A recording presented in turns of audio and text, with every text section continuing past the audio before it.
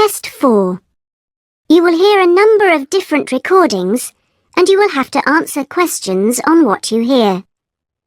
There will be time for you to read the instructions and questions, and you will have a chance to check your work. All the recordings will be played once only. The test is in 4 sections. At the end of the test, you will be given 10 minutes to transfer your answers to an answer sheet. Now turn to Section 1.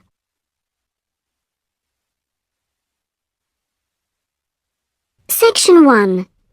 You will hear a student talking to a housing officer about living with a homestay family. First, you have some time to look at questions 1 to 6.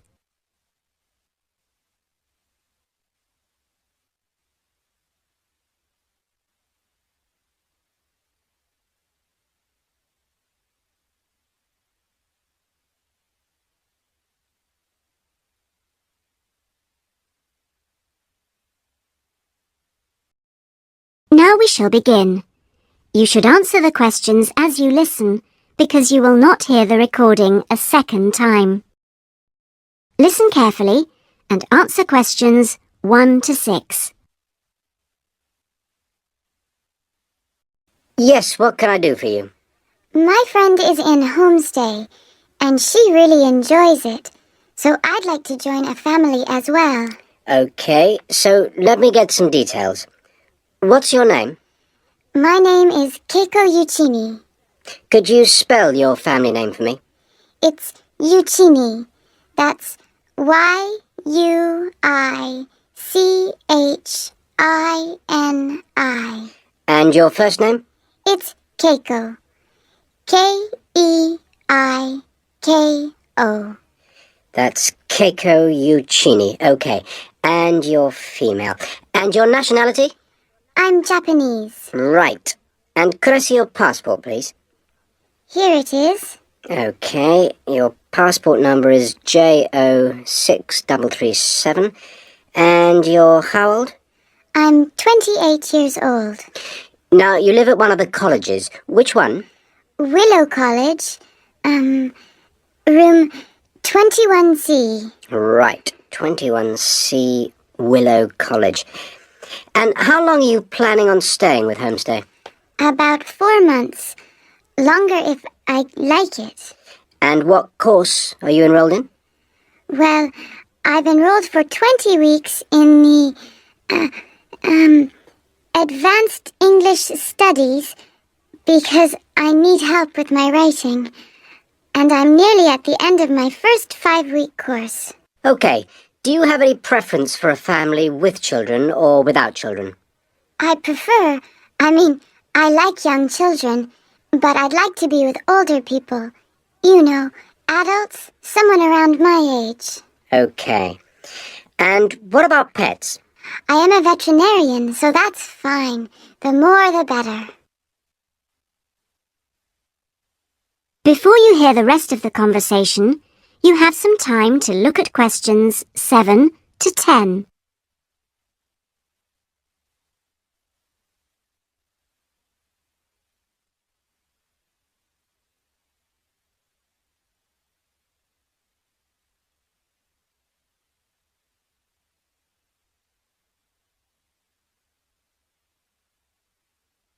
Now listen and answer questions 7 to 10.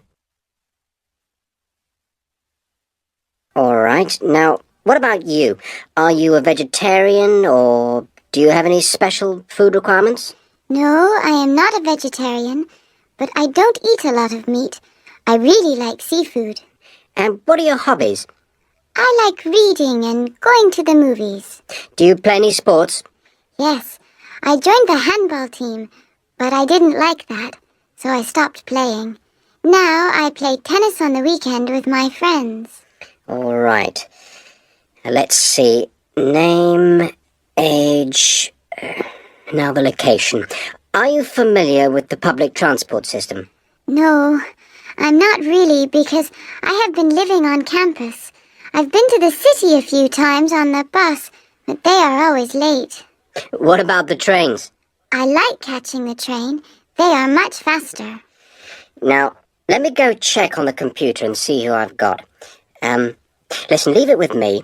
I'll check my records and I'll give you details this afternoon. Thank you for helping me. It's a pleasure. Bye. Bye. That is the end of section 1. You now have half a minute to check your answers.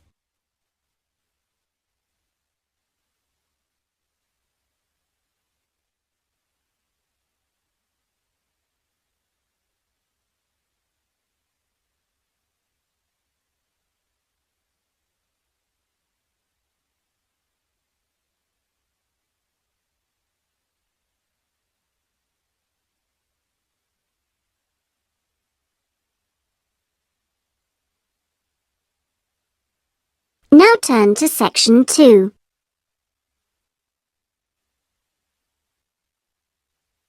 Section 2. You will hear a guide giving a tour of a park. First, you have some time to look at questions 11 to 14.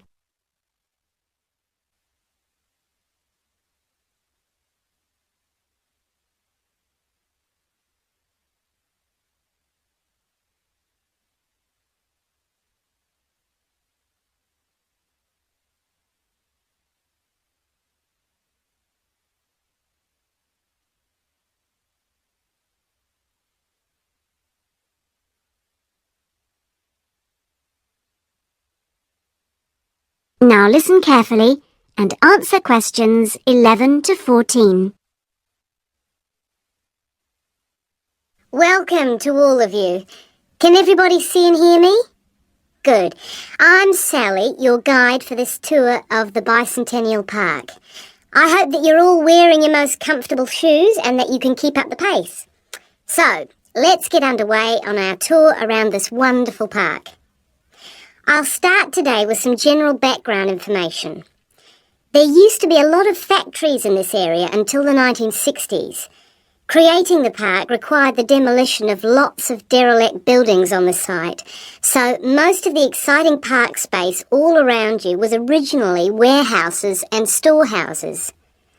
The idea of building a public park here was first discussed when a property developer proposed a high-rise housing development, but the local community wasn't happy. If the land was to be cleaned up, they wanted to use the site for recreation. Residents wanted open space for outdoor activities rather than housing or even an indoor sports complex. Now, to the Bicentennial Park itself. It has two areas, a nature reserve and a formal park with man-made features and gardens. The tall blue and white building in front of us is called the Tower and is the centre point for the formal gardens. It stands 12 metres high, so follow me up the stairs to where we can take advantage of the fantastic views. Before you hear the rest of the tour, you have some time to look at questions 15 to 20.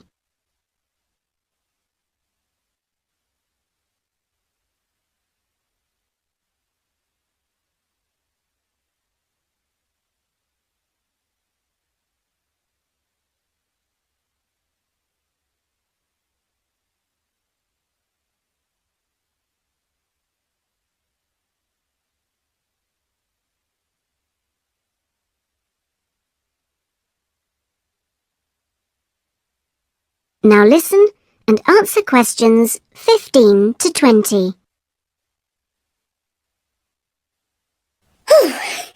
Well, here we are at the top of the tower, and we're going to look at the view from each direction. Out to the east, the large buildings about 1 kilometre away are on the Olympic site. There's an indoor arena for gymnastics, a stadium for track and field, and a swimming pool for races and synchronised swimming, and also diving. If you look carefully down there, you can see the train lines. The Olympic site has its own station to encourage the use of public transport. There is also a car park, but it only holds a limited number of cars. The formal park has some specially created water features. If you look out here to the south, you can see a circular ornamental pond. And around to the west, you can relax and sit on a bench to smell the flowers in the rose garden. And finally, up to the north, if you look in front of you now, there's a lake with a small island in the centre. You can hire rowing boats at the boat shed, which you can't see from here. But if you look through the trees, you can see the cafe, which has lovely views across the water. OK, let's climb down now. We will go now and have a look at the nature reserve section of the park, which has opened up natural wetland to the public. The mangroves have been made more accessible to visitors by the boardwalk built during the park's upgrade. You'd think that people would come here to look at the unusual plant life of the area, but in fact it's more often used for cycling and is very popular with the local clubs. This is the far end of the park, and over there you can see the frog pond, a natural feature here long before the park was designed. Just next to it we have our outdoor classroom, a favourite spot for school parties. The area is now most often used by primary schools for biology lessons. And finally, let's pass by the waterbird refuge. This area is in a sheltered part of the estuary. That's why the park's viewing shelter is a favourite spot for bird watchers who can use it to spy through binoculars. You can watch a variety of waterbirds, but most visitors expect to see black swans when they come to the shelter. You might spot one yourself right now. Well, here we are back at our starting point, the Visitors Centre. That is the end of section 2. You now have half a minute to check your answers.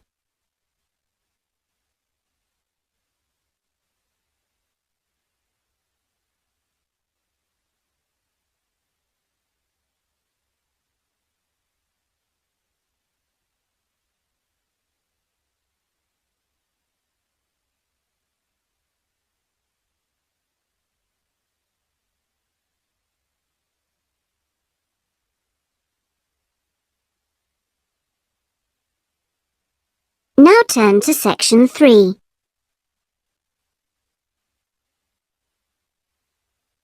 Section 3. You will hear 2 students discussing a geography presentation they're going to give. First, you have some time to look at questions 21 to 26.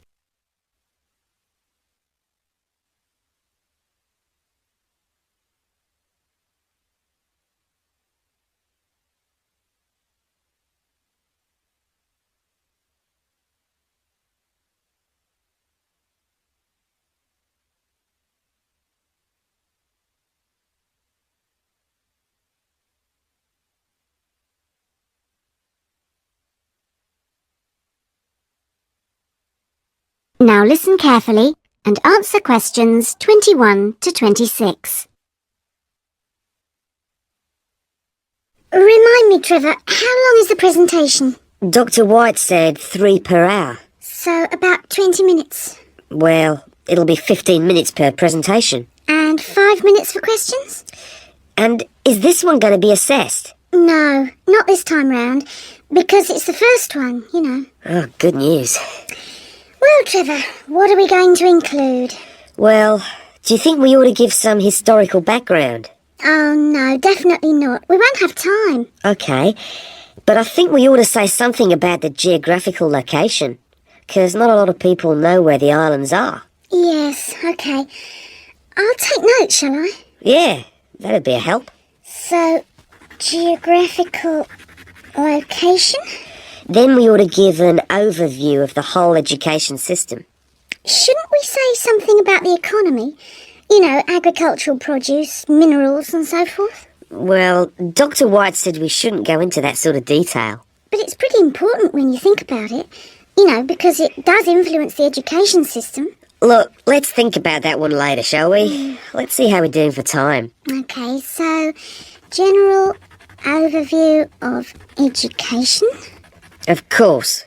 And then the role of English language. No, that goes in the language policy seminar, don't you remember? Are you sure? Positive. All right. So those are the topics we're going to be covering. Before you hear the rest of the discussion, you have some time to look at questions 27 to 30.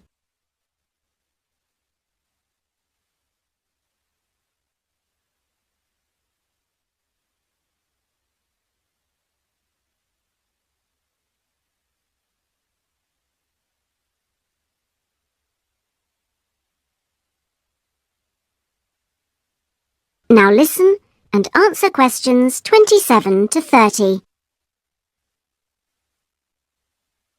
We need to think about what to prepare.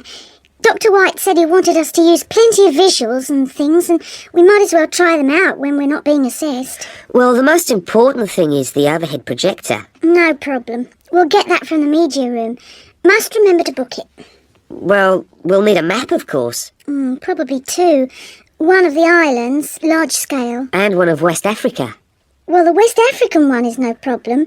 There's one in the resources room. Oh, yeah, of course, the resources room. The islands are going to be more of a problem. Tell you what, there's a very clear map of Santiago in that tourist brochure I showed you last week. Don't you remember it? Oh, yeah, that's right. We can just use the tourist brochure. We also need statistics on several different things. Literacy rates. Yes, and school places. How about the encyclopedia?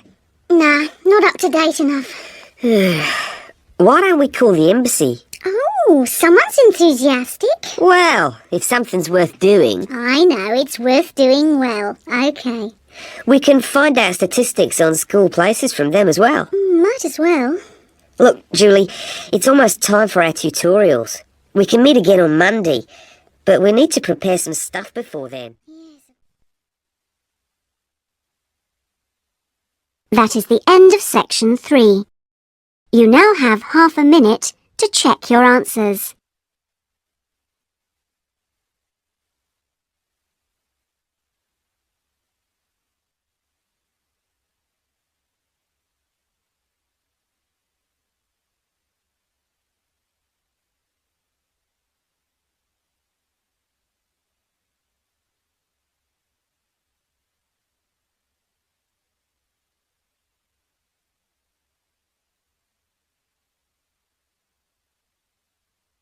Now turn to section 4.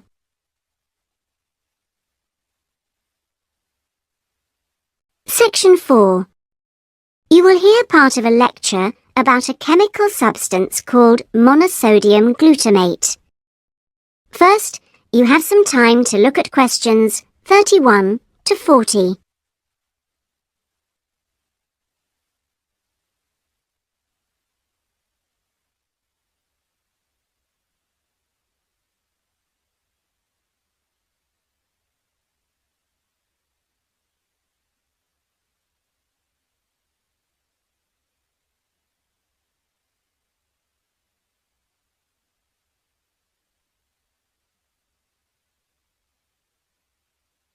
Now listen carefully and answer questions 31 to 40. In today's lecture, I'm going to talk about monosodium glutamate, or MSG as it's more commonly known. Now, MSG, as you probably know, is a flavor enhancer, which is used particularly in Chinese and Japanese cooking. Today, I am going to explore why it is so popular in these cuisines, and more importantly, how does it enhance the flavor of food? The main reason why MSG is more commonly used in Japanese meals is tradition. For many thousands of years, the Japanese have incorporated a type of seaweed known as kombu in their cooking, as they discovered it had the ability to make food taste better. But it wasn't until 1908 that the ingredient in kombu, which was responsible for the improvement in flavor, was actually discovered to be glutamate by scientists working there. From 1908 until 1956, glutamate was produced commercially in Japan by a very slow and expensive means of extraction. It was in 1956 that the speed of the process was improved and industrial production increased dramatically, and still continues to increase to this day. In fact, hundreds of thousands of tons of MSG are produced all over the world today.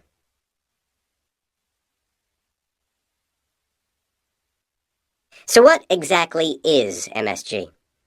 Well, monosodium glutamate contains 78.2% glutamate, 12.2% sodium, and 9.6% water.